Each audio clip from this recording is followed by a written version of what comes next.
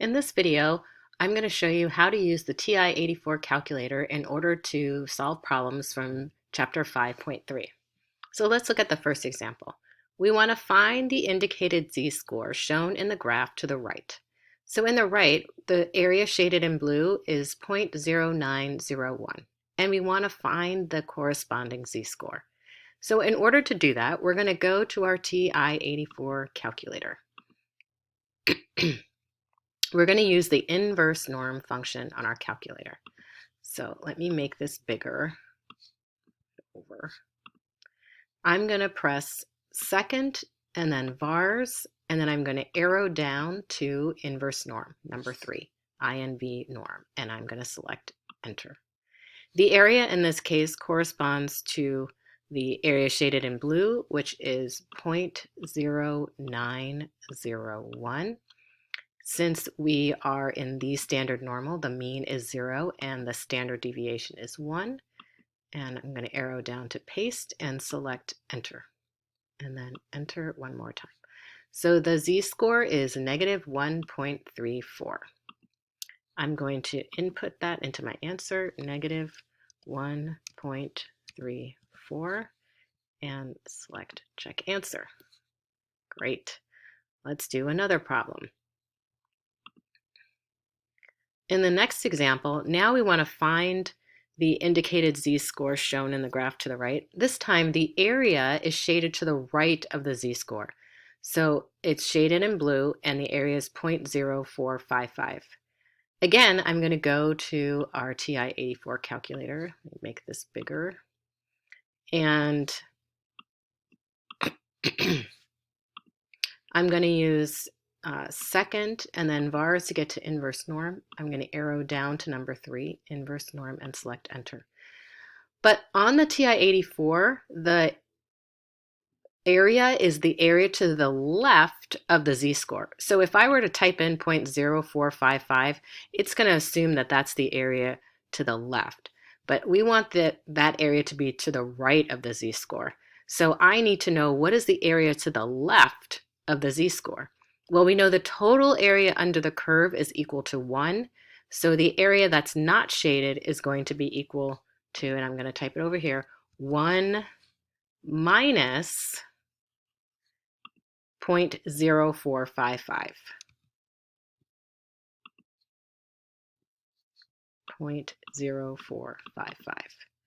The mean is still 0. The standard deviation is 1. So I'm going to arrow down to paste and select enter. And then enter again.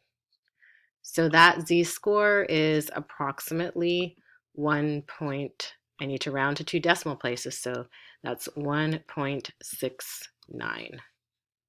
Check answer. Great. Let's do one more example. Find the z-score that has 11.7% of the distribution's area to its left.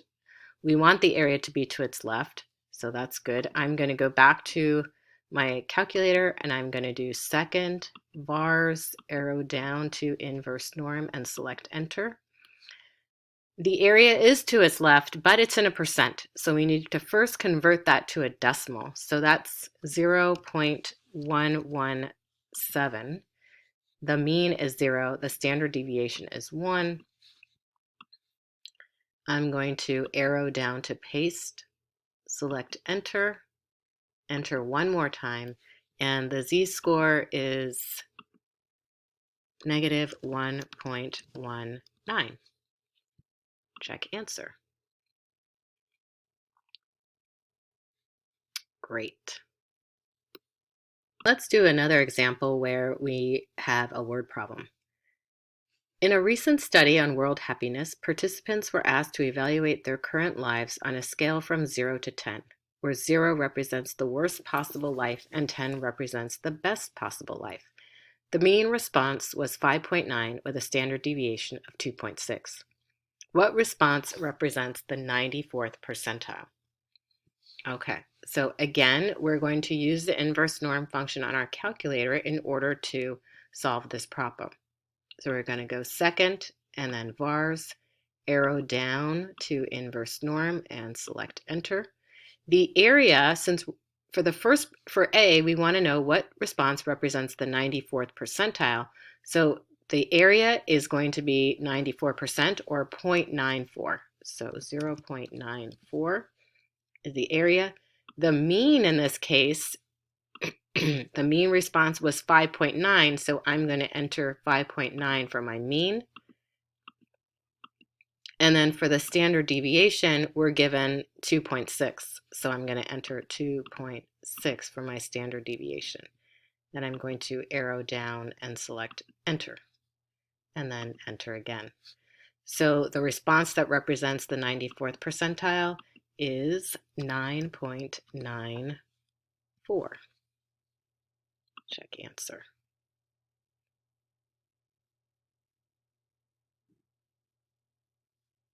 Great. And let's look at part C. Part C asks what response represents the first quartile. Well, the first quartile, that's the first 25%. So that's what we're going to use for the area. So we're going to go over to our calculator, use inverse norm again, arrow down to number 3, inverse norm, select enter. Our area, first quartile is 25% or 0.25. And the mean and standard deviation don't change. I'm going to press enter and then enter again.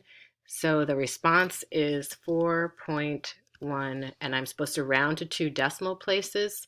So I'm going to round to 4.15. Okay, that's it.